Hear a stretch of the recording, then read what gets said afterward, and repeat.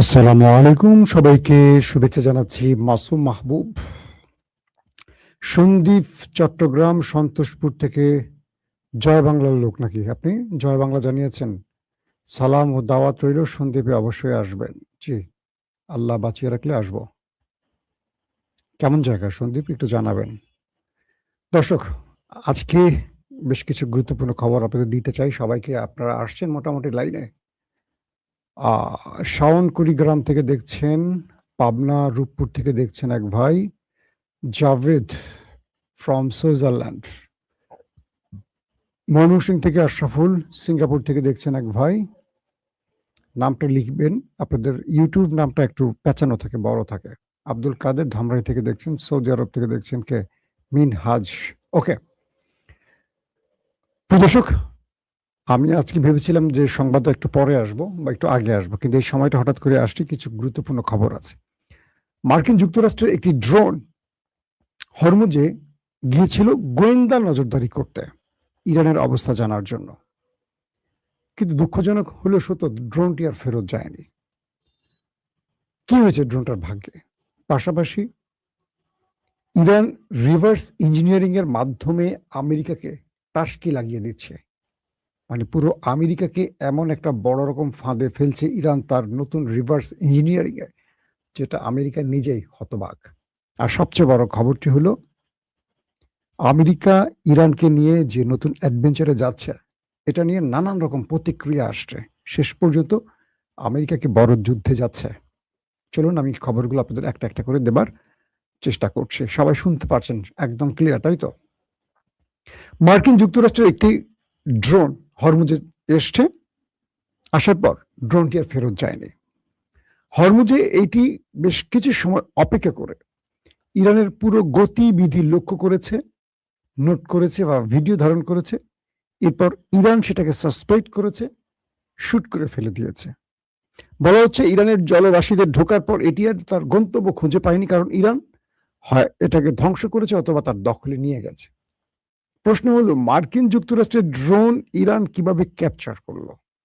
ইরানের কাছে এমন কি প্রযুক্তি আসলো যে প্রযুক্তিগুলো ইরান এখন আমেরিকাকে একটার পর একটা সারপ্রাইজ হিসেবে ব্যবহার করছে? আপনারা জানেন যে এর আগে মার্কিন যুক্তরাষ্ট্রের একটি ভয়ঙ্কর রিফুয়েলিং ট্যাঙ্কার, এক একটা বিমানের দাম প্রায় 100 বিলিয়নের কাছে, সেই রিফুয়েলিং ট্যাঙ্কার যেগুলো আকাশে ভাসমান অবস্থায় যুদ্ধ বিমানকে তেল সাপ্লাই দিয়ে থাকে, একটি নয়, একসাথে 4 থেকে 5টি রিফুয়েলিং ট্যাঙ্কার ইরান ধ্বংস করেছে। এবং এটি আমেরিকার জন্য অনেক বড় ধাক্কা ছিল। আমেরিকা বুঝতে পারেনি যে এরকম রিফুয়েলিং ট্যাঙ্কার ইরান ধ্বংস করতে পারে। এরপর মার্কিন, কি বলবো, তাদের সামরিক বাহিনী নড়ে চড়ে উঠেছে যে ইরানের কাছে এমন কিছু আছে যেটা ইরান প্রকাশ করেনি বা আমাদের কাছে তথ্য ছিল না, যার মাধ্যমে ইরান আমাদেরকে এখন এভাবে ঘায়েল করছে। মার্কিন যুক্তরাষ্ট্রের যে সেন্টকম, সেখান থেকে বলা হয়েছে যে, সেটা সেন্ট্রাল কমান্ডার আমরা বলি, সেখান থেকে কিছু নোট আসছে। তারা বলছে ইরানের বিরুদ্ধে হরমুজে লড়াই চালাবার জন্য আমেরিকার প্রায় 100 যুদ্ধ বিমান আসছে, কয়েক ডজন ওয়ারশিপ আসছে, পাশাপাশি 15,000 সেনা লড়াই করবে এই অঞ্চলে। আমেরিকা বলছে মূলত হরমুজে আটকা পড়া যেসব জাহাজ দীর্ঘদিন এখানে পড়ে আছে, তাদের তীব্র খাদ্য সংকট সৃষ্টি হয়েছে। তারা খুব মানবেতর জীবনযাপন করছে। মূলত এই জাহাজগুলোকে এখান থেকে মুক্তি দিয়ে ফিরিয়ে নেয়ার জন্য আমেরিকা কাজ করছে। আমেরিকার এই কথাটা খুব সুন্দর, শুনতে ভালো লাগছে। মানবিক একটি কাজ ইরানের বিরুদ্ধে আমেরিকা করছে। অর্থাৎ ইরানের ভয়ে যেসব জাহাজ দীর্ঘদিন ধরে হরমুজের একটা পাশে আটকা পড়ে আছে, সেই জাহাজের নাবিকরা, ক্রুরা দীর্ঘদিন সাগরে পড়ে থাকায় খাদ্য সংকট সৃষ্টি হয়েছে। পরিবার থেকে তারা বিচ্যুত রয়েছে, তারা শারীরিক মানসিকভাবে অসুস্থ হয়ে পড়ছে।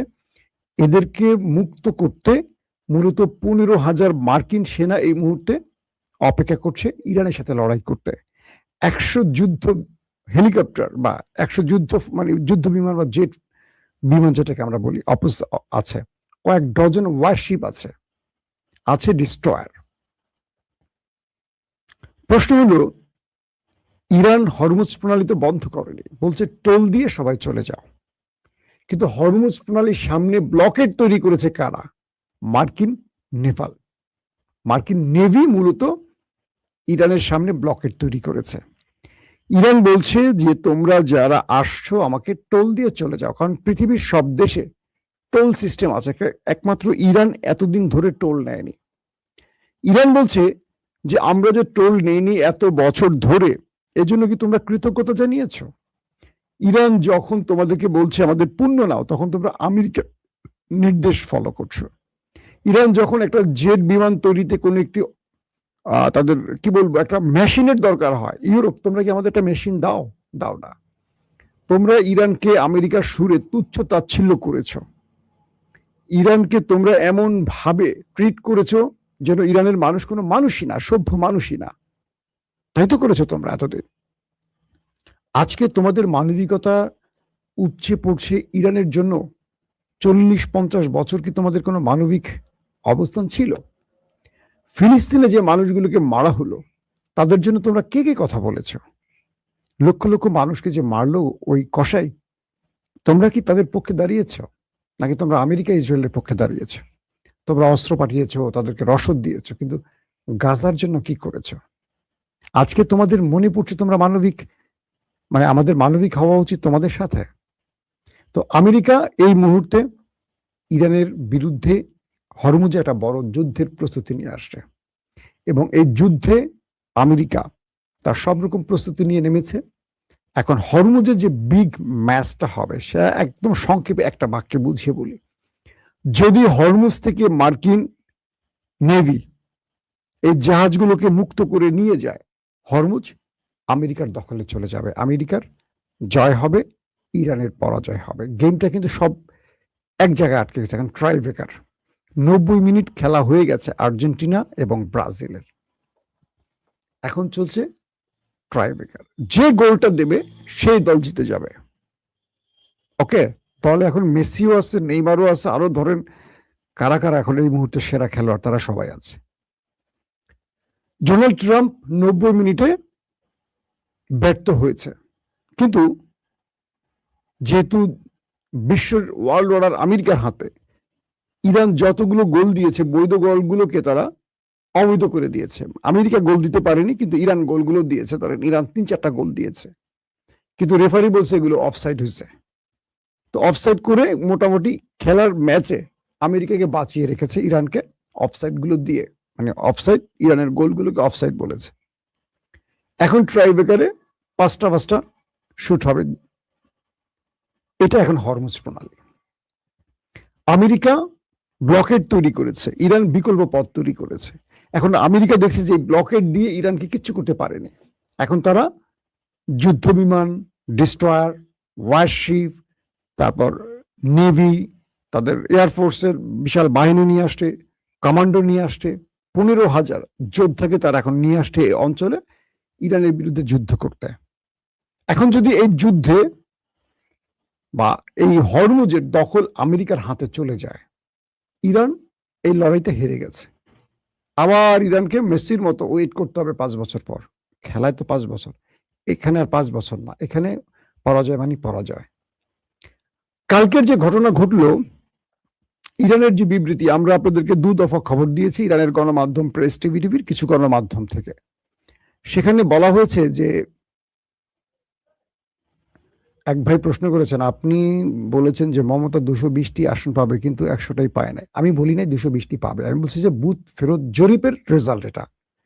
শুনবেন একটু মন দিয়ে, আমি তো গণক না, অন্তর্যামীও না। ভারতের প্রত্যেকটি গণমাধ্যম বুথ ফেরত যে জরিপগুলো, ভোটের পরে যে জরিপ দেয় বা ফলাফল দেয়, সেই রেজাল্টটা আমি আপনাদের বলেছি। ভারতীয় টেলিভিশন এটা বলেছে, আমি বলিনি। আমি তো ভারতে বসেও নেই। আমার কাজ সাংবাদিকতা করা, সেটা কি গণমাধ্যম বা সোর্সের সংবাদগুলো পেশ করা। আমি একবারও বলিনি মমতা দিদি জিতে গেছে। তো এরকম হয়, বাংলাদেশেও এরকম নির্বাচন অনেক কিছু হয়েছে। শেখ হাসিনা আওয়ামী লীগের আমলে অনেক কিছু আমরা দেখেছেন। তো আবার দেখা যাচ্ছে যে ফলাফল এখন বলা হচ্ছে যে নরেন্দ্র মোদী যে ইলেকশনটা করেছেন, এটা অনেকটা শেখ হাসিনা স্টাইলে হয়েছে। অনেক কারণ আছে, এটা নিয়ে আমি একটা আলাদা এপিসোড করবো, সেখানে ডিটেলটা বলবো, এখন এটা নিয়ে আর কথা বলতে চাই না। তো প্রেক্ষাপটটা তৈরি হয়েছে যে এখন আমেরিকা যদি এখান থেকে জাহাজগুলো বের করতে পারে, ইরান শেষ। আর ইরান যদি এখানে দম খিচে টিকে থাকতে পারে, আমেরিকা যদি ব্যর্থ হয়, তাহলে আমেরিকার এই খেলা এখানে শেষ। আমেরিকাকে আবার আলোচনা টেবিলে যেতে হবে অথবা অ্যাটাক করতে হবে। গতকালকে ইরানের কয়েকটি গণমাধ্যম দাবি করেছিল, আবার বলছি ইরানের কয়েকটি গণমাধ্যম দাবি করেছিল যে আরব আমিরাতের কয়েকটি ফুজাইরা থেকে শুরু করে কয়েকটি বন্দরে অ্যাটাক করেছে ইরান। কিন্তু আজকে ইরানের স্টেটমেন্ট একটু ভিন্ন হয়ে গেল।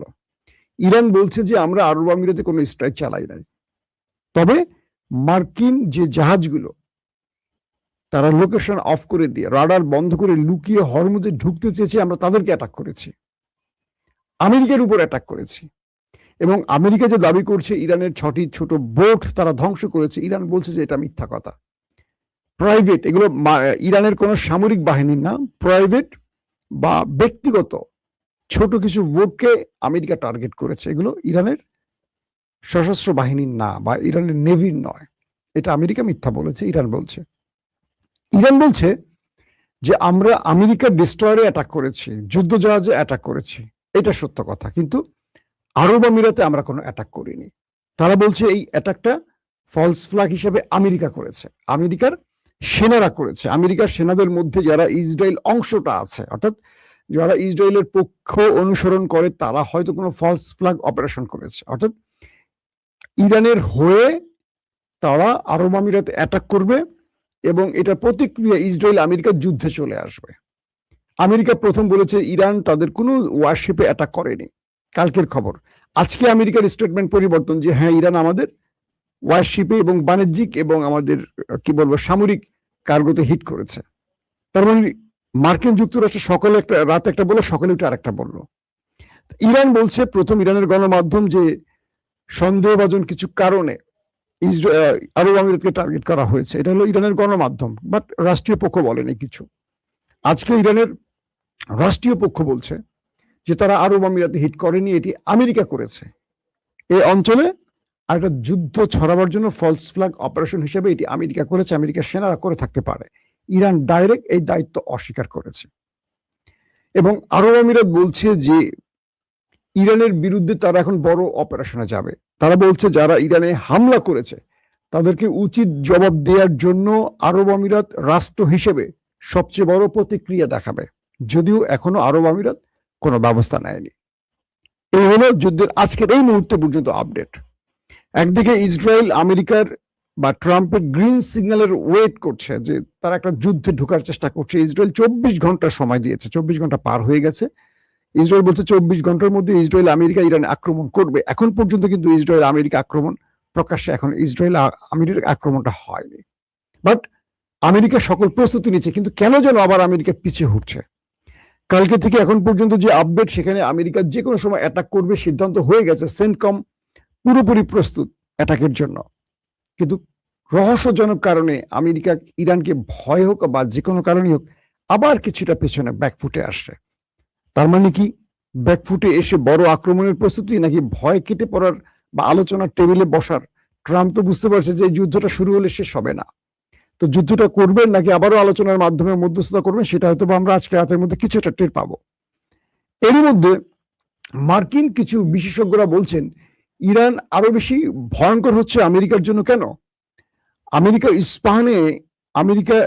ইরানের ইস্পাহানে আমেরিকা যে অভিযান চালাতে এসেছিল, প্রচুর যুদ্ধ বিমান, ড্রোন, অ্যাটাকিং হেলিকপ্টার, ব্ল্যাক হক যা নিয়ে আসছিল, তো এগুলো তো ইরানের আক্রমণে ধ্বংস হয়ে গেছে। তো অনেক আমেরিকানরা আবার এগুলো ফেলে পালাতে হয়েছে, কারণ ইরান যেভাবে চারদিক থেকে আক্রমণ করছে এরা ফেলে পালিয়ে গেছে। তখন তারা বোম্বিং করে এগুলো ধ্বংস করেছে। আমেরিকানরা নিজেদের বিমান টিমান ধ্বংস করেছিল। তো এগুলোকে ইরান নিজেরা রিভার্স ইঞ্জিনিয়ারিং এর মাধ্যমে তারা সেই কাজগুলোকে, মানে আমেরিকান অস্ত্রের আদলে নিজেরা নতুন অস্ত্র তৈরির কাজ শুরু করে দিয়েছে।